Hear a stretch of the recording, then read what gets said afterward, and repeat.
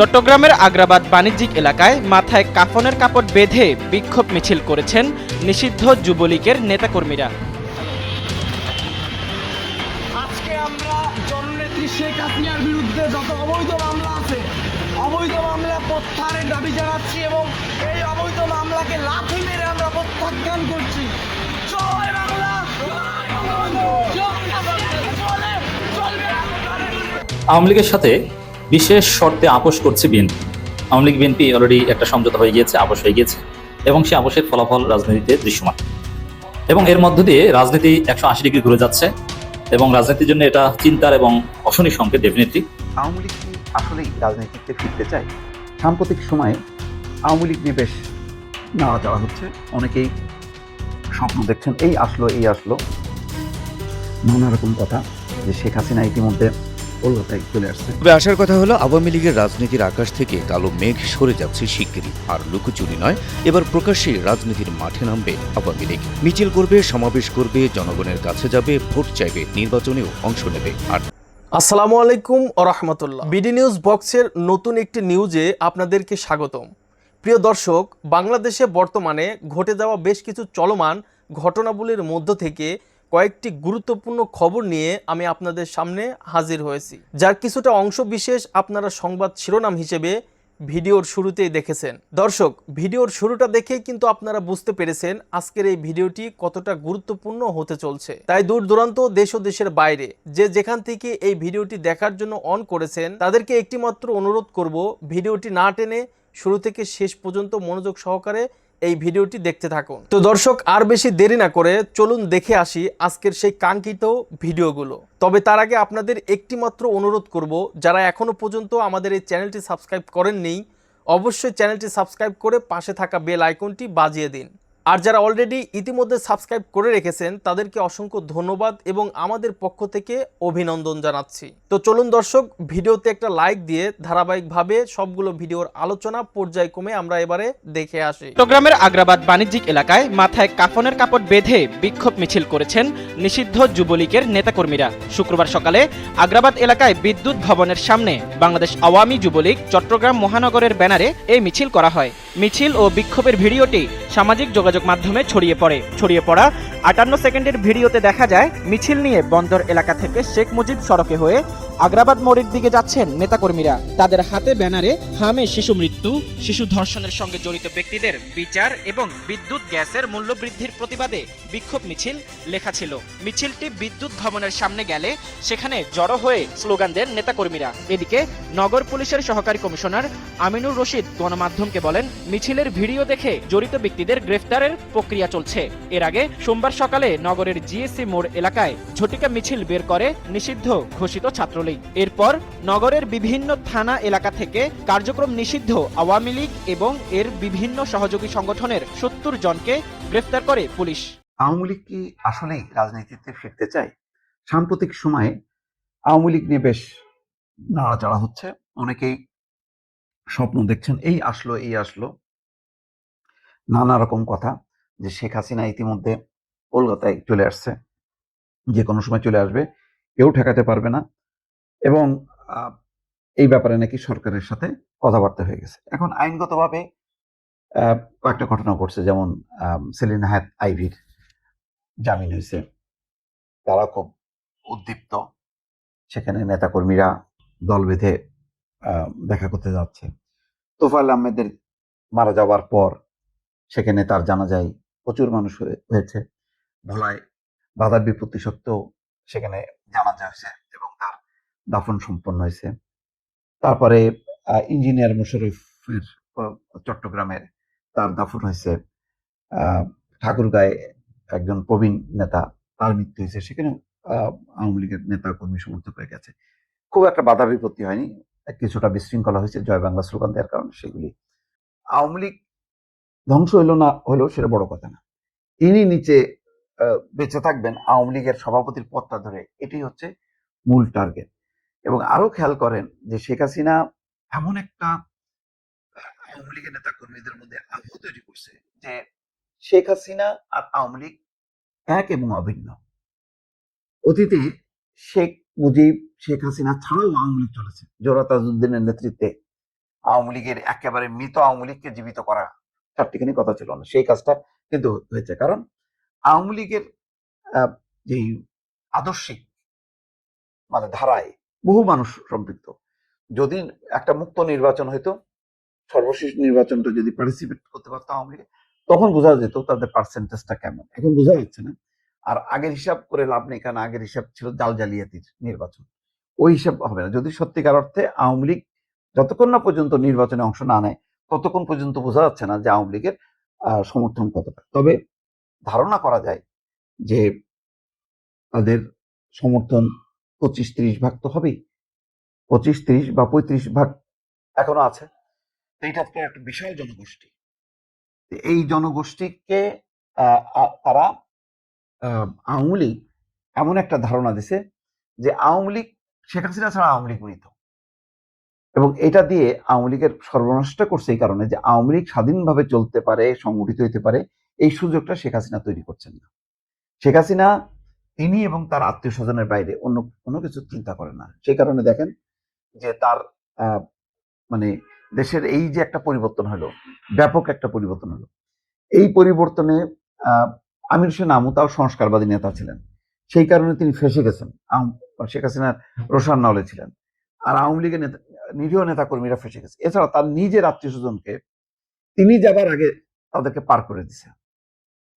চিন্তা করেন, তিনি এবং তার পরিবার ছাড়া আগে, তারপর হচ্ছে আওয়ামী লীগ।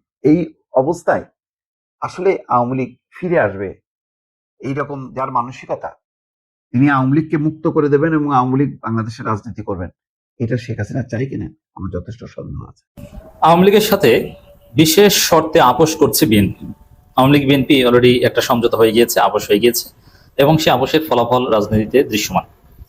এবং এর মধ্য দিয়ে রাজনীতি 180 ডিগ্রি ঘুরে যাচ্ছে, এবং রাজনীতির জন্য এটা চিন্তার এবং অশনির সংকেত। ডেফিনেটলি বিএনপি, জামাত, এনসিপি সবার উপর প্রভাব পড়বে। ইন্ডিয়ান হেজিমনি আবার আমাদের উপর জেগে বসবে বিভিন্ন ফরম্যাটে। বিএনপি ভুল ক্যালকুলেশনের সামনে এগোচ্ছে। আওয়ামী লীগের সাথে যে সমঝোতা করেছে এটা একদম ঠিক হয়নি। আজকে বিএনপি যে চিন্তা করে আওয়ামী লীগের সাথে এই সমঝোতাটা করলো এবং সেই সমঝোতা বাস্তবায়ন শুরু করেছে, এই সমঝোতার একদম চূড়ান্ত ফলাফল দেখতে সময় লাগবে। সমঝোতার ফলাফল অলরেডি দৃশ্যমান হতে শুরু করেছে। যে চিন্তা থেকে আওয়ামী লীগ এটা করছে, বিএনপি এটা করছে, বিএনপির হিসাব ব্যর্থ হবে। যেমন আমি একটু পিছন থেকে আসি। 75-এর 15ই আগস্ট শেখ পরিবারকে একদম ধ্বংস করে দেওয়া হয়েছিল। তারপরে ভেবেছিল এই বাকশালীরা আর রাজনীতি করতে পারবে না। তখন আওয়ামী লীগকে কিন্তু রাজনীতি বা শেখ পরিবারের কাউকে জড়াতে দেওয়া হয়নি। তখন একটু ভিন্ন সিস্টেমে কিন্তু আওয়ামী লীগ রাজনীতি করছে। যেমন তাজউদ্দিন ফ্যামিলি, তাকে নিয়ে তেমন আপত্তি ছিল না। তাজউদ্দিনের ওয়াইফ জোহরা তাজউদ্দিন বা আরো অনেকে আছে যারা এখন যেরকম রিফাইন্ড আওয়ামী লীগ বলি, তখনকার সময় রিফাইন্ড আওয়ামী লীগ সামনে এসেছিল, তারা আওয়ামী লীগকে সংগঠিত করেছিল। একটু যে সেই রিফাইন্ড আওয়ামী লীগ জোহরা তাজউদ্দিন যা শেখ হাসিনা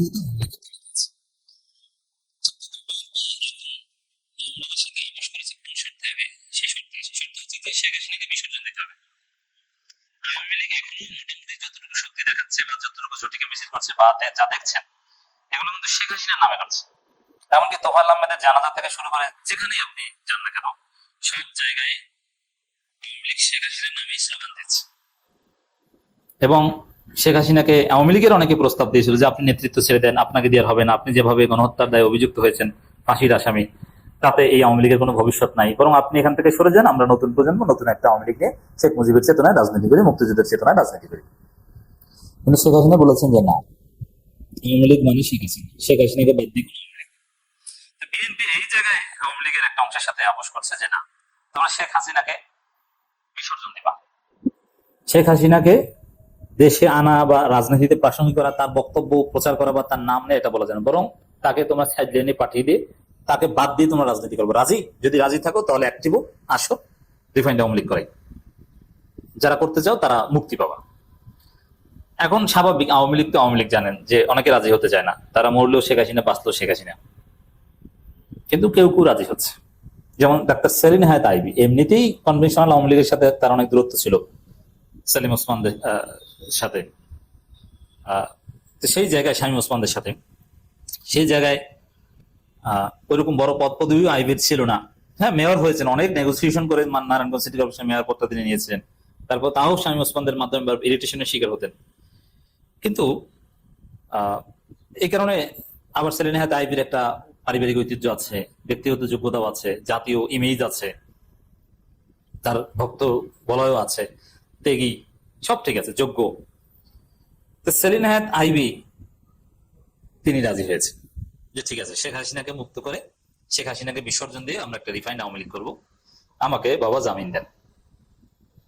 এটাকে আপনি শেখ হাসিনার সাথে সেলিনা হায়াত আইভীর বেইমানিও বলতে পারেন, যে শেখ হাসিনার সাথে বেইমানি করেছে আইভী। এভাবে উপস্থাপন করলে সমস্যা হবে না, বেইমানি করুক আর যাই করুক। আর আইভী মানে আইভী একা না, তো অবশ্য এটা আইভী সহ অল্প কয়েকজন নেতার সাথে এটা হয়েছে। সাবির হোসেন চৌধুরীরাও আছেন, সিলেটের মান্নান আছেন, সাবেক পরিকল্পনা প্রতিমন্ত্রী, এরকম কয়েকজনের সাথে আলাপ আলোচনা হয়েছে। কিন্তু গোয়েন্দা সংস্থা বা ডিজিএফআই এগুলো অর্গানাইজ করবে, এটা দৃশ্যমান হতে সময় লাগবে। এবং দেখবেন যে আওয়ামী লীগের অনেক নেতা কিন্তু জেলে, তার মধ্যে কিছু লোকের সাথে যেমন আনিসুল হক, তারপরে আপনার সালমান এফ রহমান, এরকম আরো কিছু নেতা আছেন যাদের সাথে কোনো আবশ্যক না, তবে যার তুলনামূলকভাবে কম মেজাজ আছে, তো সেলিনা হায়াত আইভী টাইপের, এবং অনেকে জেলে আছেন, জেলা পর্যায়ে মহানগর পর্যায়ে অনেকে আছে। এই লোকগুলো তারা তাই মুক্তি পাবে যারা শেখ হাসিনাকে বিসর্জন দিয়ে আইভীর রিফাইন্ড আওয়ামী লীগ করতে রাজি হবে। যেই চোর এতদিন তাদের ছায়াতলে ছিল, সেই চোর এখন তাদের ব্যানারে তাদেরকে আশ্রয় দেওয়ার কথা চিন্তা করতেছে। হঠাৎ ঝুটেকা মিছিল, জয় বাংলা স্লোগান, কিছু দূর এগিয়ে যাওয়া, তারপর মুহূর্তেই প্রাণ ভয়ে পলায়ন। 2024 সালের 5 আগস্ট আওয়ামী সরকারের পতনের পর এভাবেই বাঁচা মরার লড়াই চালিয়ে যাচ্ছে কার্যক্রম নিষিদ্ধ আওয়ামী লীগের নেতাকর্মীরা। তবে আসার কথা হলো, আওয়ামী লীগের রাজনীতির আকাশ থেকে কালো মেঘ সরে যাচ্ছে শিগগিরই। আর লুকোচুরি নয়, এবার প্রকাশ্যে রাজনীতির মাঠে নামবে আওয়ামী লীগ। মিছিল করবে, সমাবেশ করবে, জনগণের কাছে যাবে, ভোট চাইবে, নির্বাচনেও অংশ নেবে। আর তা হবে সদ্য কারামুক্ত আওয়ামী লীগ নেত্রী নারায়ণগঞ্জ সিটি কর্পোরেশনের সাবেক মেয়র সেলিনা হায়াত আইভীর হাত ধরে। আওয়ামী লীগের জন্য রাজনীতির মাঠে যে পরিষ্কার হচ্ছে, বুধবার তার স্পষ্ট ইঙ্গিত দিয়েছেন বিএনপি মহাসচিব, স্থানীয় সরকার পল্লী উন্নয়ন ও সমবায় মন্ত্রী মির্জা ফখরুল ইসলাম আলমগীর। ঠাকুরগাঁওয়ে এক গণসংবর্ধনা অনুষ্ঠানে তিনি বলেছিলেন, দেশের সব রাজনৈতিক দলকে তাদের নিজস্ব কর্মকাণ্ড পরিচালনা, মতামত প্রকাশ এবং জনগণের সামনে যাওয়ার সমান সুযোগ দিতে হবে। জনগণই ভোটের মাধ্যমে তাদের আসল প্রতিনিধি নির্বাচন করবে। আমরা বাংলাদেশে একটি সহনশীল ও গণতান্ত্রিক রাজনৈতিক সংস্কৃতি প্রতিষ্ঠা করতে চাই। রাজনৈতিক বিশ্লেষকরা বলছেন, নির্বাচনের পর দেশের বিভিন্ন স্থানে আওয়ামী লীগের কার্যালয় খুলে দেওয়া, সাবেক স্পিকার শিরিন শারমিন চৌধুরীকে গ্রেপ্তারের পর দ্রুততার সঙ্গে মুক্তি, সব দলকে রাজনৈতিক কার্যক্রমের সুযোগ দেওয়ার মির্জা ফখরুলের প্রতিশ্রুতি, সবশেষ সেলিনা হায়াত আইভীর মুক্তি এবং নির্বাচনে অংশ নেওয়ার আগ্রহ আওয়ামী লীগের রাজনীতির জন্য বিএনপি সরকারের একটি সবুজ সংকেত। মির্জা ফখরুল ইসলাম আলমগীরের এই বক্তব্যের পরপরই রাজনৈতিক মহলে শুরু হয় ব্যাপক আলোচনা সমালোচনা। সামাজিক যোগাযোগ মাধ্যমে তৈরি হয় মিশ্র প্রতিক্রিয়া। এনসিপি নেতা সার্জিস আলম তার ফেসবুক পোস্টে সরাসরি প্রশ্ন করেন, মির্জা ফখরুলের বলা সব দলের মধ্যে আওয়ামী লীগ আছে কি? নেটিজেনদের মধ্যে ঘুরপাক খাচ্ছে একটাই প্রশ্ন, সব দল বলতে কি আওয়ামী লীগকেই ইঙ্গিত করেছেন মির্জা ফখরুল? তবে কি রাজনীতির মাঠে ফের সরব হচ্ছে আওয়ামী লীগ? নেটিজেনদের এসব প্রশ্নের উত্তর যেন মিলে গেছে সদ্য কারামুক্ত আওয়ামী লীগ নেত্রী সেলিনা হায়াত আইভীর মুক্তি এবং আগামী মেয়র নির্বাচনে অংশ নেওয়ার আগ্রহের মধ্য দিয়ে। বুধবার কারাগার থেকে ছাড়া পাওয়ার পর তার আইনজীবী অ্যাডভোকেট আওলাদ হোসেন জানান, ভবিষ্যতে নারায়ণগঞ্জ সিটি কর্পোরেশনের নির্বাচনে অংশ নেওয়ারও পরিকল্পনা রয়েছে আইভীর। লন্ডন থেকে আগত উপদেষ্টাদের পরামর্শে, মানে একদল তরুণ উপদেষ্টা লন্ডন থেকে তারেক রহমান নিয়ে এসেছেন, যারা ঠিক 2001 সালের সরকারের মতোই এ দফাতেও সরকারের ভেতর একটা প্যারালাল সরকার তৈরি করেছে। মানে তারাই সরকারের মুখপাত্র হিসেবে কাজ করছেন, তারাই পররাষ্ট্র মন্ত্রণালয়টাও কিন্তু চালাচ্ছেন। শুধু তো খলিলুর রহমান নন, খলিলুর রহমান তো একটা বিদেশ থেকে উড়ে এসে জুড়ে বসা লোক বটেই, এবং নিশ্চিতভাবেই অ্যাসাইনমেন্ট নিয়ে ইউনূস সরকারের পর তারেক রহমান সরকারে ঢুকেছেন। তারেক রহমান তার সঙ্গে জুড়ে দিয়েছেন লন্ডন থেকে উড়িয়ে আনা হুমায়ুন কবিরকে, যিনিও ওই যে তারেক রহমানের বিশ্বস্ত ঘনিষ্ঠ লন্ডন বান্ধবদের একজন। কাজেই এ অবস্থায় তারেক রহমান যেমন ভাবছেন যে তিনি ভারতকে বুঝিয়ে সুঝিয়ে ভারত আমেরিকাকে এক জায়গায় এনে দেশে এসেছেন বটে, কিন্তু দেশে এসে তিনি আর কিছুতেই কোনো কথাই রাখবেন না, সেটা শেষ পর্যন্ত তারেক রহমান সরকারকে শক্ত অবস্থায় থাকতে দেবে কিনা সেটা নিয়ে যেমন বিএনপির বর্ষিয়ান নেতারা চিন্তিত, যার একটা মানে মোক্ষম উদাহরণ হচ্ছে মির্জা ফখরুল ইসলাম আলমগীরের হঠাৎ বলে বসা যে বিএনপি চায় যে তারা সকল রাজনৈতিক